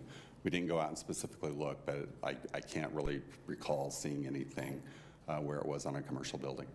I guess what I'm focusing on is the MXD circumstance where you've got one floor of commercial or one floor of retail and 3 floors of residential. The predominant use there is residential, and it seems a little arbitrary to pick that because one floor has got retail that it can't use the laminated shingles. But be that as it may, that's what staff's proposing, correct? And I think we were trying to be a little bit more conservative rather than trying to open it up. We did think about that situation. You have Mission Farms where they do have retail on the first floor and then they have residential above. I guess if you were wanting to allow as far as laminated composite shingles on a mixed-use building, I'd probably would suggest that the residential portion be the portion where the roof is actually on. So the roof is on the residential portion, so you don't get in a situation if you ever had it where you had retail on the first floor, maybe residential, and then who knows, office or something like that above, since it would be considered more of a residential building material. Okay, all right, thank you. Sorry. Other questions for Mr. Klein? Commissioner Block. I know that most of the changes are focused, obviously, on the not single family, but I know you did make some changes that are specific to the single family. And in that first section, you struck traditional and the intent that, so this is on page 3 at the top, you talk about the intent. And then there's a similar section on single family, and you didn't change that at all. So I'm just curious, should those be, when replacing the traditional character with high quality, and some of those other changes in there, thought as to why you didn't make some changes there? I think the reason why is because as far as on the single-family houses, LEAWOOD has been known more for its traditional architecture for the single-family. We do see a little bit more as far as mixture in the mixed-use developments that we've seen. We have the flat roofs that are mixed in with the with pitched roofs, and so we were trying to be a little bit more flexible with regard to that. And so we were saying high quality because it might not necessarily be your traditional pitched roof that you had seen in the past.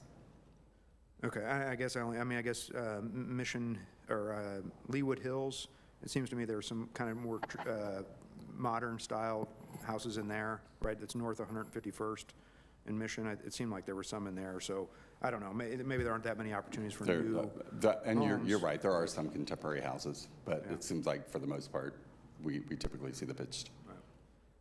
So I guess my thought, the high quality would be a good substitute for traditional, but it's minor. The other, though, is in that same single family, this is now on page 9, in the middle, Roman numeral 7, I believe it is, if I can read that right. You did not change the pounds per square there to match the earlier section. Should those be the same? Just a second. You left it at 300 and 200, if I'm reading that right? Oh, you just went by it. Subsection J. So Article 2. I'm sorry, I'm keeping my finger on the scroll button. Really, the difference there is that in single family, you don't have to have a Class 4 impact rated shingle, and kind of like what we were talking about before, if it's Class 4 impact rated, it typically will have an SBS material and it'll be lighter, whereas if it doesn't have Class 4, then it's just going to be your asphalt and it'll be heavier, so we didn't change the weight requirements on that. But if they wanted to use the higher impact then They certainly They're- have they have the ability as well. It just has it listed as two different sections. In the single family, you have the laminated composite shingles, and then you have the section below that is the Class 4 laminated composite shingles. Okay. Yeah, thank you. Commissioner Coleman? Mark, with all these changes that you're making, how does this compare the city of Leawood with our neighboring cities? We couldn't find any of the cities that would not allow as far as the laminated composite shingles on multifamily. So I say would be comparable with the other cities in the area. Okay. And then I think in a previous meeting I asked was there any history why we did not allow laminated composite shingles? And I did my own research. I couldn't find anything that jumped out at me and why that was excluded when this last was written, which was it, 2002 maybe? 2002, and I believe even the ordinance before it kind of had similar language, which is when I got here, we were under the old ordinance, and then we switched over to this one. I didn't really hear any comments about it. I think they carried the language forward. Okay. And thinking about it, I think it was probably because as far as Chair Elkins indicated, it's the mass of the building, and so multifamily was probably more of the scale of what you would see for a commercial building. Okay. Thank you. Commissioner Carlson? I got to join the Planning Commission. I think my first meeting was about shingles, so I jumped in deep in really quick. It would seem that as we work on this in the future, if there's some sort of grid sometime, as we're looking at things, the class of building and then what's permissible, that could be very useful. And actually, we're looking as far as redoing the LEAWOOD development ordinance possibly next year. We have funding. Other questions for Mr. Klein? If not, Mr. Klein, thank you for your presentation. Because this is a modification or an amendment to the LEAWOOD Development Ordinance, it does require a public hearing. And with that, I will open the public hearing under our traditional rules of, we'll make this a maximum 5 minutes. For anyone in the public who wishes to be heard on case number A2-23. Mr. Odo, I notice you're here tonight. Welcome. If you could introduce yourself to us once again. We're interested in your perspective as a developer that's actually building these things. Well, I appreciate that. Rick Odo, I'll give my corporate address, 15200 West 105th Terrace, Lenexa, Kansas. But as you also know, I'm a Leawood resident. So I'm kind of speaking on both parts here. So as someone who's built in virtually every municipality in the city, not always apartments, but in every municipality I've built in, I will tell you that nobody requires class 4. They just want a standard shingles allowed. So we're already asking for more than what most anybody else around here ask for. I will tell you that one of the reasons why, and I wanted to stress this, I've talked with Mr. Klein numerous times about this, and I think overall this is a great, and I'm in favor of what we're trying to do here. Class 4 is the best product. It's what I put on all my apartment units because it is impact resistant. It is designed to withstand a 3/4 inch piece of hail at 70 miles an hour. And because we own and maintain these things, we want these things to last a long time, and we found it is the best roof there is. One of the things that came up before was that people want something besides flat roofs. You guys only have flat roofs pretty much being designed because it's impossible to build with tile roofs and slate roofs. It's just not going to happen, so you're going to only get flat roofs. So you want to see different type of roofs, different types of looks, then you really do need to have a quality roof like this Class 4. All in favor of it. I would recommend that one change is to allow the MXD environment, if it's pick a number, 50%, 25%, if you have first floor only with commercial, allow it to have, because I do have designs on my other coming in that will have first floor commercial, second and third floor residential. And if you want to look like a residential home, more like a residential home, let's design it more like a residential home by putting these composite roofs on, but limit it to as long as commercial is only in first floor, I would recommend. Other than that, it's a fantastic product. It's, like you said before, we get better insurance rates if we use that. I don't get it if I use concrete tile because they crack, they fall off, and they actually recommend it against us on an apartment situation because tiles can fall and do damage and hurt people or product.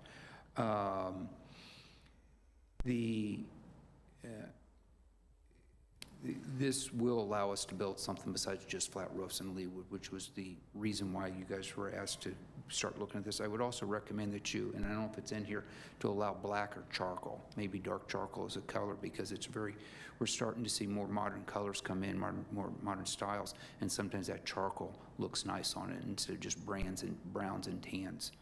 So that's my part.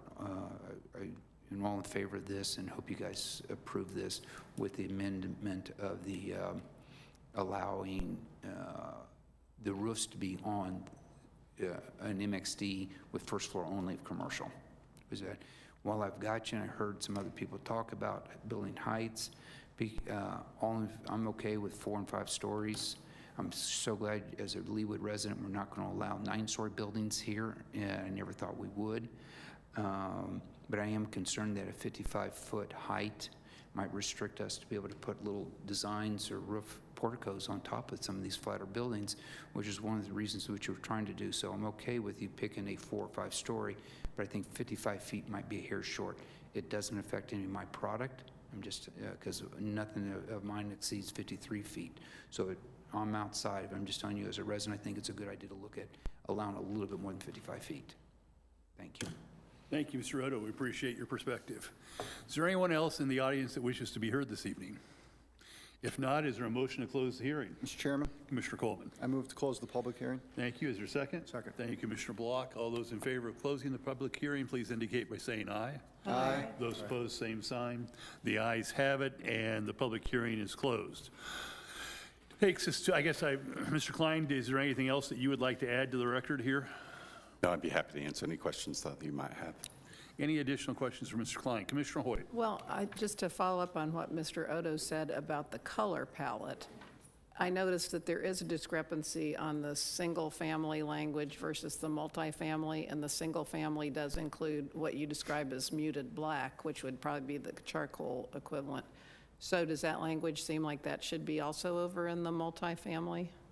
We tried to limit it a little bit more. Again, we were trying to be a little bit more conservative. And then on the other hand, black tends to be kind of a heat magnet as well. And you're talking much larger roofs that you have. So that was the reason why staff didn't include it. Okay.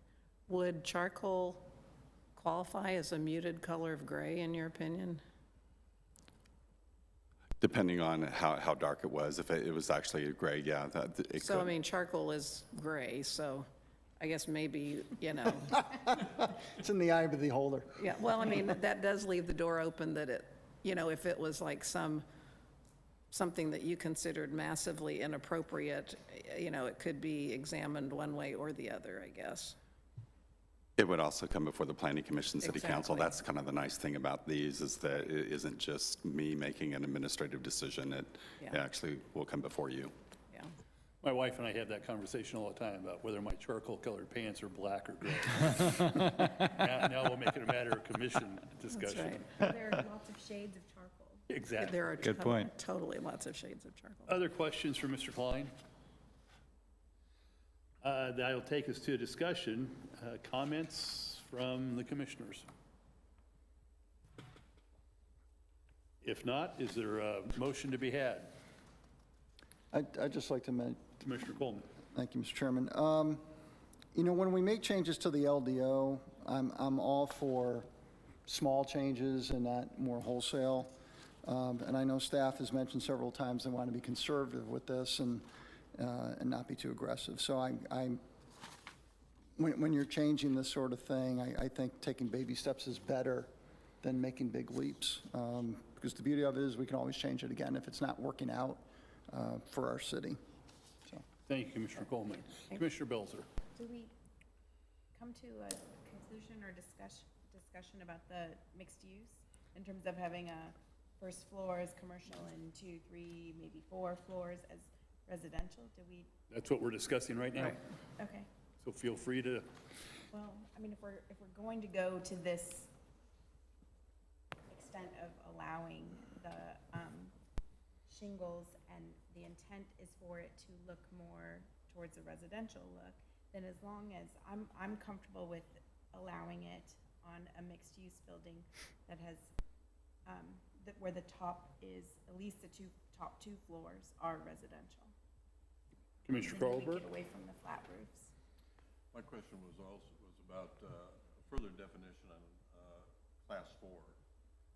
Further explanation of that for my education, please. Class 4 impact rated shingle, it's just simply as far as what kind of impact the shingle can handle with regard to hail. They try and simulate that in the test, which is where they take the ball bearing of a certain height and certain diameter and they drop it. Essentially, what it's trying to do is it's a more durable roof. So when you get the hail coming, it should be able to withstand that, and you won't get the leaking as much as what you would before. Okay, thank you. Commissioner Hoyt? Well, I was also going to ask about, or broach the discussion of the residential versus retail or office or whatever it might happen to be in mixed use. And one question I have is, if somebody wanted to come before us who had, let's say, the upper 3 floors and most of the first floor were all residential, but there was one coffee shop, they could bring a plan to us with one of these roofs and say, ask for an exception, correct? Or does this not allow for exceptions? Actually, there's no exceptions that are written into it right now. So we could say something like, it is permitted only in situations where there is no more than one ground floor level of non-residential and a minimum of one level above that. I mean, that's probably better language than above that, but one higher level of residential. Or do we want to say it has to be a minimum of 2 levels of residential? I don't know. But I mean, you could sort of specify that the most you could have would be one level of ground floor non-residential, and then a minimum of however many stories you want to say above that would have to be residential. And if the Planning Commission would like to do that, I do think that, it makes sense with regard to the roof on the residential portion of it, and you have the retail. Again, staff was trying to be more conservative. Sure. Kind of like Commissioner Coleman indicated, it's a lot easier to take the next step if you want to, as opposed to try and pull something back. The other idea, which you kind of indicated, is maybe there was some exceptions built in, and we would need to write some exceptions as far as what the standards were for those exceptions, that you could consider that. That would be another opportunity. That would probably be something where we'd want to continue the application to allow staff to come back if that's what you want. So we'd have some actual criteria as far as what those exceptions would be based on. To me, that seems like a sensible approach, because then that puts the Planning Commission and the governing body in the position of making a judgment call, but it also doesn't preclude a developer from having what might be a wonderful plan to have a yoga studio on the bottom, or, a dry cleaner, which, all these things would be very attractive to the people who are living right on top of it, and would be fairly discreet, I would think, too, so. And then we could have a more residential look. to Right, the building, exactly. Because we would be able to have pitched roofs. But by the same token, maybe there are other instances where the first floor would not look like it's anything connected to a residential development, and then that might be a reason why we would say, like in your list of exceptions, it has to meet these criteria. If it doesn't, then it's not permitted or whatever. Correct, and staff would be happy to go back and and develop something for you if the Planning Commission would like. How do other commissioners feel about the idea of expanding this to a little bit further into the mixed-use area? See a few shakes of a head Yeah, there. I'm okay with that, as Commissioner Hoyt. I'm open to it. So given kind of that thought that I'm seeing from a nodding of heads around the table, is there a motion to continue case number 82-23 with instructions to the staff to add the concept of exceptions in limited circumstances where mixed use is being used both for retail and residential? Is there such a motion to be had? No, Chairman, I don't know that I was thinking of continuation. I think I was just thinking amending what we've got. I'm not sure that we can wordsmith it here tonight, though, to get the specifics of the exception. I appreciate the thought, but it's 8 o'clock, and I'm not sure maybe you want to take the lead in trying to wordsmith that, No, which I would think welcome. Commissioner Hoyt said it pretty well, so she probably has it closer than I could. I also think Mr. Klein wanted the opportunity to go back and have staff spend a little extra time instead of going on the fly tonight. But I would say that I would vote for the whole thing if it also included that piece. So, I hope that as a commission, not that we're bound to it, but that there might be some degree of consensus that the rest of what you have there seems like it's very passable by the commission, I and, think that's the consensus, I'm yeah, sensing. and that, there's really a fairly minor, because I think we're all on board with the idea that it needs to remain in a predominantly residential structure. And how you work out the nuances of criteria, I think, that's the bottom line, so. Commissioner Coleman. Mr. Chairman, I move to continue case 8223. Thank you. 8223, LEAWOOD Development Ordinance Amendment to Section 16-2-10.3, Materials and Colors, so the staff can make some adjustments to the wording and present it to us back at a future Planning Commission meeting. Mark, can we make a September 26th for that one as well, or is September 26th getting pretty full? Actually, I think it might be possible. Today, we actually had an application deadline, so I have to see the number of cases that came in, but I think so. Is there a second? Thank you, Commissioner Belzer. Any discussion? Commissioner Block. In the interim, then, maybe the gray thing or the charcoal being worked out too. I think that maybe, I guess I only think of Meadowbrook, and I know we've talked about this at some of our other work sessions, but it's pretty dark. One of them, I don't know if it's charcoal, I don't know what it is, but it's white, basically, the building itself. The roof's pretty dark, and it looks good, in my opinion, but, so I don't know if that's, needs to be vetted some more or not, but maybe that could be looked at as well. We can do that. Any other discussion? If so, all those in favor of continuing case number 82-23 to September 26th, please indicate by saying aye. Aye. Those opposed, same sign. The ayes have it, and the case is continued. Mark. Mr. Chair, I did want to, we have also, we're welcoming Michelle to the planning staff. However, we also have some sad news that Dan has decided to move on to look at some good opportunities, and we'll miss him and wish him all the best. And if Dan would like to say a couple of words. Dan, I hope that we haven't chased you off. Yeah. You've been a great value add to the staff. I appreciate that. It's just a good opportunity with some of the former director I used to work with. Just too good of an opportunity to pass up, but I've enjoyed my time here.